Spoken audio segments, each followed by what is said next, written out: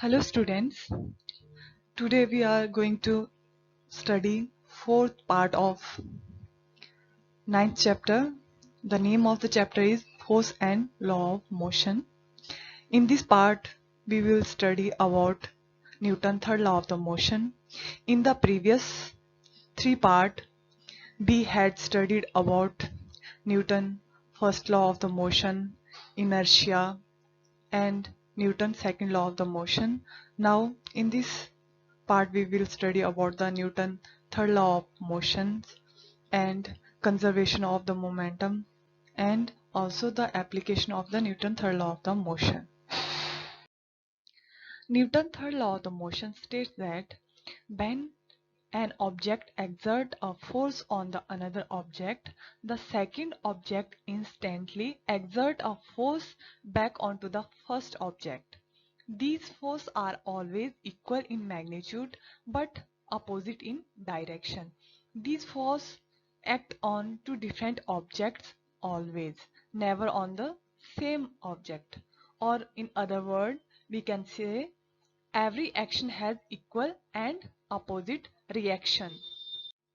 सो Newton third law क्या बोलता है, जब कोई एक ऑब्जेक्ट किसी दूसरे ऑब्जेक्ट पे फोर्स एक्सर्ट करता है तो जो दूसरे वाला ऑब्जेक्ट है वो क्या उसी सेम मैग्नीट्यूड में बैक फोर्स पहले वाले ऑब्जेक्ट पे क्रिएट करता है. तो बेसिकली जो वो एक ऑब्जेक्ट दूसरे पे और दूसरा वाला ऑब्जेक्ट पहले पे जो फोर्स लगाता है वो इक्वल मैग्नीट्यूड में होते हैं, लेकिन उसमें डायरेक्शन क्या होती है, अपोजिट होती है. और इसमें एक पॉइंट याद रखने की बात है कि जो फोर्स लगता है वो टू डिफरेंट ऑब्जेक्ट पे लगता है. जो अपोजिट डायरेक्शन में फोर्स लग रहा है, एक वाला ऑब्जेक्ट दूसरे पे करता है, दूसरा वाला पहले पे करता है, तो वो ऑलवेज क्या है, दो डिफरेंट ऑब्जेक्ट पे लगता है, ना कि सेम ऑब्जेक्ट पे. न्यूटन थर्ड लॉ को समझने के लिए हम एक एक्टिविटी कर सकते हैं. जैसे इसमें दो स्प्रिंग बैलेंसेस लिए हैं, एक इसका जैसे बी नाम दिया है, इस वाले स्प्रिंग बैलेंस को ए नाम दिया है. जैसे बी वाले को हमने किसी एक वॉल से फिक्स कर दिया और जो ए वाले को एक साइड से दूसरी साइड से फिक्स कर दिया. तो अब इस एक्टिविटी में हम क्या देखते हैं, अगर हम जैसे जो ए साइड वाला स्प्रिंग बैलेंस है इस पे अगर फोर्स लगाते हैं तो क्या होता है, तो जो ये स्प्रिंग है क्या है, वो इस साइड को इस डायरेक्शन को आ जाता है. ठीक है, क्योंकि हम ए पे प्रेशर लगा रहे, फोर्स लगा रहे हैं, अपनी साइड को खींच रहे हैं. लेकिन आप साथ में देखोगे कि बी वाले जो स्प्रिंग बैलेंस में है वहां भी जो ये स्केल है रीडिंग वो सेम शो करता है. जितनी ए में शो कर रहा है उतनी ही रीडिंग बी में शो कर रहा है. ऐसा क्यों होता है, ये न्यूटन थर्ड लॉ पे ही, क्योंकि यहाँ पे हमने फोर्स क्रिएट किया. ठीक है, ये दो ए और बी आपस में यहाँ से इस हुक से जुड़े हुए हैं. जब हमने ए पे फोर्स लगाया तो क्या होगा, जब ये यहाँ पे फोर्स लगाया तो उसमें हमने क्या बोला था, अगर हम कोई रिएक्शन कर रहे हैं तो उसके अपोजिट भी जितना हम ए पे रिएक्शन फोर्स लगाएंगे उतना ही बैक फोर्स क्या बी भी लगाएगा. ये हम इस साइड को डायरेक्शन को ले रहे हैं तो, और ये वाला किस डायरेक्शन को जाएगा, इस साइड को जाएगा. ये क्यों होगा, क्योंकि न्यूटन थर्ड लॉ के अकॉर्डिंग जितना हम एक प्रेशर या कोई फोर्स लगाते हैं उतनी ही स्पीड से या उतनी ही मैग्नीट्यूड से जो दूसरा वाला ऑब्जेक्ट है उसके बैकवर्ड डायरेक्शन में फोर्स लगाता है. इसलिए इसमें क्या सेम रीडिंग आएंगे स्केल पे, क्योंकि जहां जितना हमने यहाँ पे फोर्स लगाया उतना ही बैक फोर्स क्या ये बी ऑब्जेक्ट ए पे लगाएगा.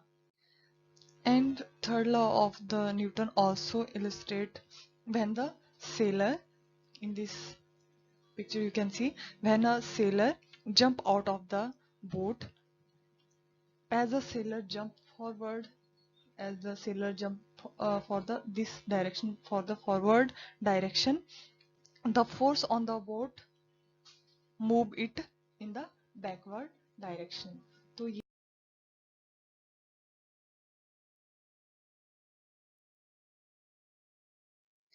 it is important to note that even though the action and reaction forces are equal in magnitude, these forces may not produce the acceleration of the equal magnitude.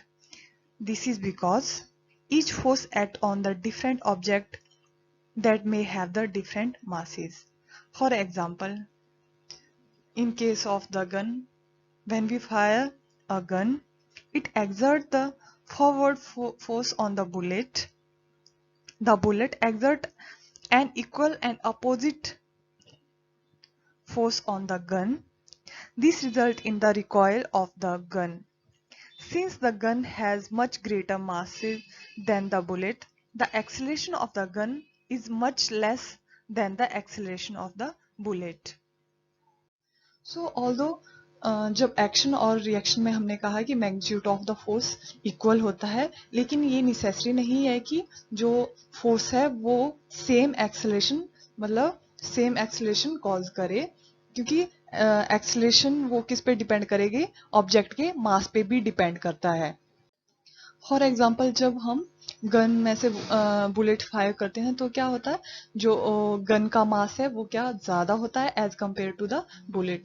जब हम bullet recoil से bullet चलाते हैं तो bullet forward direction में move करती है, और जब बुलेट फॉरवर्ड डायरेक्शन में मूव करती है तो वो क्या करती है, एक प्रेशर एक्सर्ट करती है जिसके कारण गन स्लाइटली बैकवर्ड डायरेक्शन में मूव करता है. लेकिन जो एक्सेलरेशन बुलेट की होती है वो एक्सेलरेशन गन की नहीं होती. जिस स्पीड से बुलेट जाती है उसी स्पीड से गन वापिस नहीं बैकवर्ड डायरेक्शन में एक्सेलरेट नहीं करती. ऐसा क्यों? क्योंकि जैसा हमने कहा कि ये मास पे एक्सेलरेशन क्या है, मास पे भी डिपेंड कर रही है. बुलेट का मास क्या है, बहुत कम है, तो मास कम है तो उसकी एक्सेलरेशन ज्यादा है तो ज्यादा मूव कर रहा है.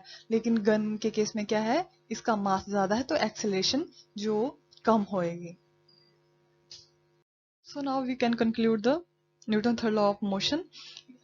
It states that every action, that is the force in the nature, there is equal and opposite reaction. Action and reaction force, that is the two force acting from opposite direction, are called action and reaction force. For example, a ball when hit the ground in the action state bounces back in the certain forces because of the reaction. So in short, we can define Newton's third law as every action in the nature there is equal and opposite reaction. There are the many application of the Newton's third law of motion, and rocket propulsion is the one of the most important application of the Newton's third law. And rocket propulsion based on Newton's third law of the motion. What happen in the rocket propulsion? The reaction of the rocket is an application of the Newton's third law of the motion. Various fuels are burned in the engine, producing hot gases. The hot gases pushes against the inside tube of the rocket and escape out the bottom of the tube. As the gases move downward, the rocket move in the opposite direction. So rocket propulsion किस तरह से Newton third law पे depend करता है, कैसे करता है? इसमें जो इंजन होता है जैसे रॉकेट में, उसमें क्या होता है, जब इंजन में क्या होता है, फ्यूल होता है. जब फ्यूल को हम जलाते हैं तो वो उसमें हॉट गैसेस निकलती है, तो वो जो हॉट गैसेस है वो बैक इस साइड को मूव करती है. जब ये इस साइड को मूव करेगी तो न्यूटन थर्ड लॉ के अकॉर्डिंग क्या होगा, अगर ये इस साइड को मूव कर रही, जितने प्रेशर से या फोर्स वो यहाँ लगा रही उतने ही फोर्स से बैकवर्ड फोर्स लगेगा. तो क्या होगा, जो हॉट एयर है वो नीचे की ओर फोर्स लगा रही है, तो यहाँ पे क्या एक्शन हो रहा है, और इस एक्शन के ये जैसे देखो इतना ये लगा रही है, जो ये फ्यूल से हॉट गैसेस निकल रही है, तो क्या ये बैक इस साइड को फोर्स लगा रहे हैं, तो इस साइड को एक्शन हो रहा है. तो फिर एक्शन के न्यूटन थर्ड लॉ के अकॉर्डिंग क्या, एक्शन के अपोजिट ही रिएक्शन होगा. तो अगर वो इस साइड को फोर्स लगा रहा है तो रिएक्शन में किस साइड को, इस साइड को फोर्स लगेगा, तो अपोजिट डायरेक्शन में फोर्स लगेगा. तो ये क्या एनर्जी प्रोवाइड करता है इस रॉकेट को इस डायरेक्शन में मूव करने की. तो बेसिकली बहुत सारे एप्लीकेशन है न्यूटन थर्ड लॉ की, तो उसमें से एक ये वाला रॉकेट propulsion पे है जो न्यूटन थर्ड लॉ पे की एप्लीकेशन पे वर्क करता है. Now conservation of the moment. As per the law of the conservation of the momentum, the sum of the momenta of the two objects before the collision and after the collision remain the same, given that no external unbalanced force act upon them. In another way, collision conserve the total momentum of the two objects. So conservation of momentum क्या बोलता है, इसमें ये बोलते हैं कि sum of the momenta of the two object, जैसे हमें मोमेंटम पता है कि क्या होता है, product of the mass and velocity है, तो इसमें क्या बोलते हैं, sum of the momentum of the two object, जो टू ऑब्जेक्ट के मोमेंटम का है वो before the collision, sum of the momentum of object before the collision is equal to collision of the object after the collision unless applying the unbalanced force. जब कोई external force उसमें हम apply नहीं करते हैं तो जो सम ऑफ द मोमेंटम जो कोलिजन से पहले किसी ऑब्जेक्ट का मोमेंटम है वो इक्वल होगा आफ्टर द कोलिजन, तो सेम होगा जो before collision momentum is equal to the after collision momentum. तो इसको कंजर्वेशन ऑफ मोमेंटम को हम आगे मैथमेटिकल डेरिवेशन से समझेंगे कि कैसे बिफोर कॉलिजन और आफ्टर कॉलिजन मोमेंटम कैसे सेम रहता है। Suppose two ball A and B ball having the mass m1 and m2 and initial velocity of the m1 is u1 and mass b have the initial velocity u2, and during the collision A exert pressure on the B and B backward exert pressure on the A according to the Newton's third law of the motion, and after the collision the final velocity of A equal to v1 and velocity of V equal to v2, and in this situation there is no unbalanced force acting upon them. Now what happened? Now we will prove the conservation of the momentum of the wall before the collision and after the collision. तो इसमें सबसे पहले क्या दिया हुआ है, the momentum of the wall A before the collision, जो इससे पहले हमने डिस्कस किया था। तो उसमें क्या वॉल A का क्या था, हमने मास क्या दिया था ma और इनिशियल वेलोसिटी u1। तो इसको कैसे लिखा हमने, ma इक्वल टू ua।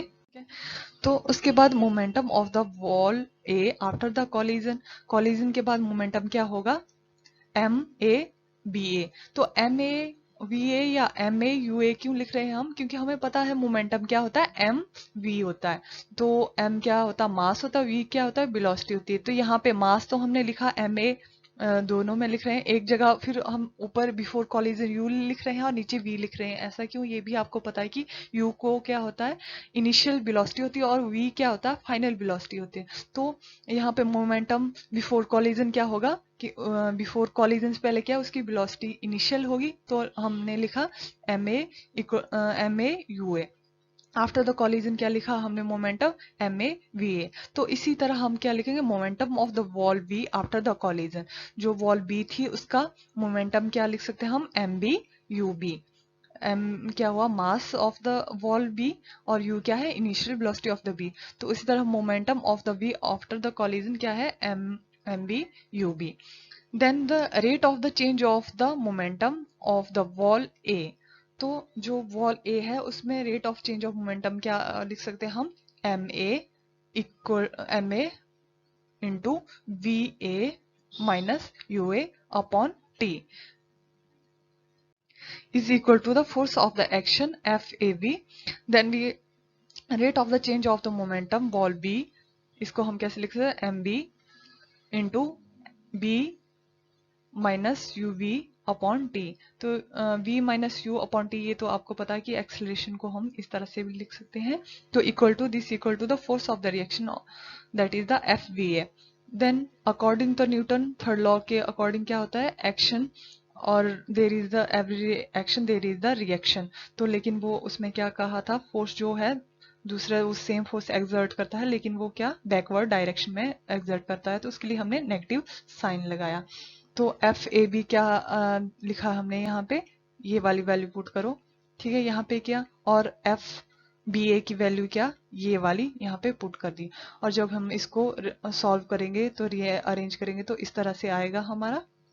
और इस वाली को फिर से आप रीअरेंज करोगे तो फाइनली क्या आता है हमारे पास MA UA plus MB UB equal to MA VA plus MB BB। तो MA UA क्या था, इनिशियल ए जो वॉल थी उसकी इनिशियल मोमेंटम था।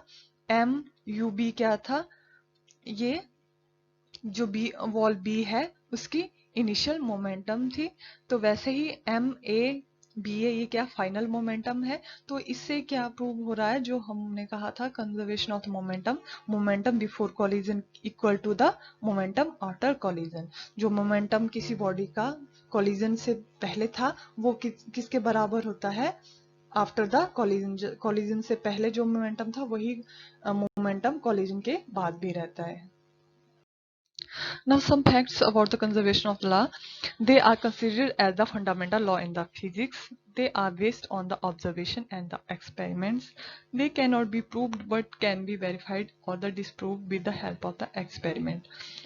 A single experiment is enough to disprove a law, while a single experiment is not enough to prove the same. It requires the large number of the experiments to prove the law. The law of the conservation of the momentum was formulated 300 years ago. There is no single situation present until now disprove this law. Other law of the conservation are the law of the conservation of the energy, the law of the conservation of the angular momentum, and law of conservation of the charges. So these are some basic facts about the conservation of the law. Now there are some examples related to the third law of the motion. First is a bullet of the mass 20 gram is horizontally fired with the velocity 150 meter per second from the pistol of the mass 2 kg.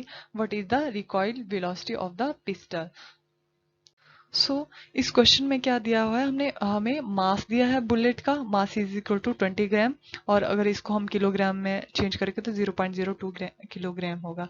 और mass of pistol दिया हुआ है M2 को, यहाँ पे क्या लिया 2 kg, और इनिशियल वेलोसिटी भी दी है बुलेट की, ठीक है, और जो पिस्टल की इनिशियल वेलोसिटी भी दिया है, and the final velocity of the bullet, और जो बुलेट की फाइनल वेलोसिटी भी दी है 150 मीटर पर सेकेंड। और इसमें हमने बेसिकली क्या निकालना है, recoil velocity of the pistol, pistol की जो रिकॉइल वेलोसिटी है उसको हमने कैलकुलेट करना है। So total momentum of the pistol and the bullet before and after the fire. तो इसमें क्या है, जब गन रेस्ट पोजीशन पे है तो उस टाइम क्या मोमेंटम होगा, मोमेंटम जैसे हमें पता होता है P equal to M B यहाँ पे क्या है मास, क्या पिस्टल में क्या बुलेट भी है, और इसमें जो आपका पिस्टल है उसका मास प्लस करेंगे, ये आपका मास हुआ, मल्टीप्लाई वेलोसिटी क्या है, इनिशियल वेलोसिटी 0 है, तो इसको कैलकुलेट करेंगे तो ये 0 ग्राम मीटर पर सेकेंड आया, ठीक है। और उसके बाद जब हम फायर करते हैं तो उस टाइम जो पिस्टल की और बुलेट की मोमेंट क्या है, मोमेंटम क्या है, तो उसको कैसे कैलकुलेट करेंगे। तो जैसे जो हमारे जो बुलेट है उसका मास क्या है 0.02 किलोग्राम, और मल्टीप्लाई वेलोसिटी कितनी है 150 मीटर पर सेकेंड, और प्लस क्या करेंगे हम 2 kg, ये किसका वेट है पिस्टल का, और इसमें फाइनल वेलोसिटी क्या है ये हमने निकालनी, V equal to M S per metre per second. तो जब हम इसको कैलकुलेट करेंगे तो ये आएगा 3 + 2b kilogram metre per second. So जो अभी हमने पढ़ा था कंजर्वेशन ऑफ द मोमेंटम के अकॉर्डिंग क्या होता है, जो momentum after the fire is equal to the momentum before the fire, और फायरिंग से बाद का जो मोमेंटम होगा वो इक्वल टू होगा बिफोर द फायरिंग। तो अब हम इसको इक्वेशन को इस तरह से लिखते हैं 3 + 2b = 0। ये क्या था, फायरिंग के बाद का मोमेंटम था, और ये 0 क्या है, बिफोर द फायरिंग मोमेंटम है। तो अगर इससे हमने v, क्योंकि हमें recoil velocity of the pistol निकाल, तो इससे हमारा b निकला, v equal to -1.5 metre second per second.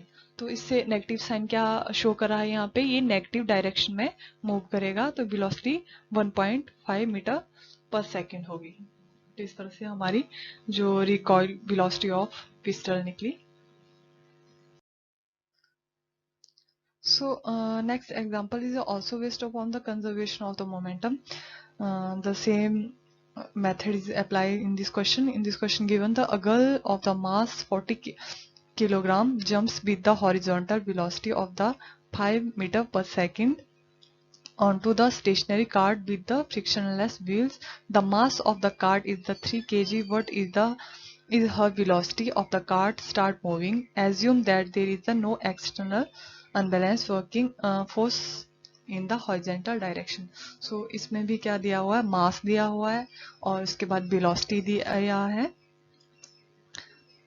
सो इसमें भी हमने वैसे ही करना है कि total momentum of the girls and cart before the interaction. तो उस टाइम उसका मोमेंटम क्या था, यहाँ भी हमने m इंटू वी किया तो ये आया 200 किलोग्राम पर सेकेंड. तो और उसके बाद total momentum after the interaction. तो उसके बाद क्या मोमेंटम था, यहाँ भी हमने मास क्या किया, यहाँ पे जो गर्ल था उसका मास भी 40 ग्राम और 3 ग्राम जो कार्ट का, ये दोनों सम होगा इनका मल्टीप्लाई जो वेलोसिटी थी.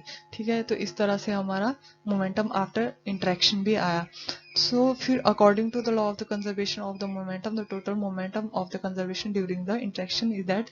तो इसमें क्या होगा, हमने कहा था कि momentum before the collision is equal to the momentum after the collision. तो फिर ये हमने इस साइड को ये इक्वल कर दिया और फिर इससे बेसिकली हमें क्या निकालना है, इसमें वेलोसिटी निकालना. तो वेलोसिटी हमने यहाँ कर दिया और इसको रीअरेंज करके वेलोसिटी निकला. वेलोसिटी यहाँ पे आ 4.65 मीटर पर सेकेंड. तो यहाँ पे पॉजिटिव साइन है. पॉजिटिव साइन का मतलब है कि जिस डायरेक्शन में फोर्स लग रहा है वेलोसिटी भी उसी डायरेक्शन में मूव हो रही है. लेकिन जब हमने जो पिछला वाला एग्जांपल में था उसमें नेगेटिव साइन था, मतलब जिस साइड को हम फोर्स लगा रहे हैं उसके अपोजिट डायरेक्शन को वो वेलोसिटी एक्सलेट हो रहा था. लेकिन इस वाले में पॉजिटिव बता रहा है जिस साइड को हम फोर्स लगा रहे हैं, जिस साइड को चल रहा है उसी डायरेक्शन में क्या वेलोसिटी भी मूव कर रही है.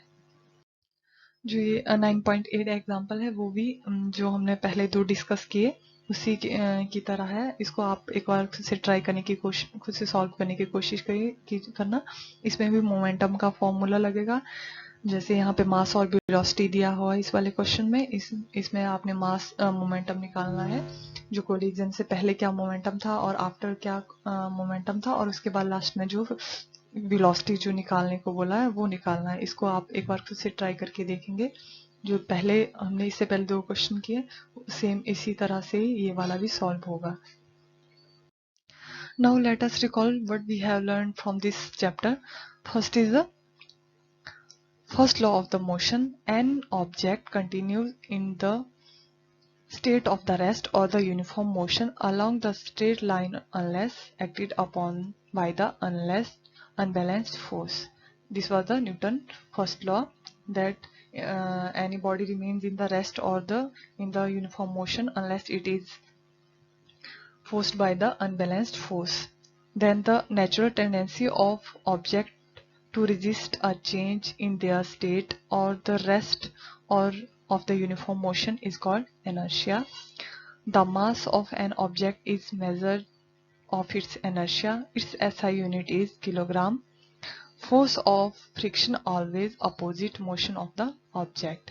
Second law of the motion state that the rate of the change of the momentum of an object is proportional to the applied unbalanced force in the direction of force. The SI unit of the force is kilogram meter per second square. This is also known as Newton and represented by the symbol capital N. A force of 1 Newton produces an acceleration of 1 meter per second on an object of mass 1 kg. The momentum of an object is the product of its mass and velocity and has the same direction as that of the velocity, and its SI unit is kilogram meter per second. And Newton's third law of the motion states that to every action there is an equal and opposite reaction and they act on the different bodies, and in the isolated system where there is no external force the total momentum remain conserved. With this the chapter is finished. Thank you.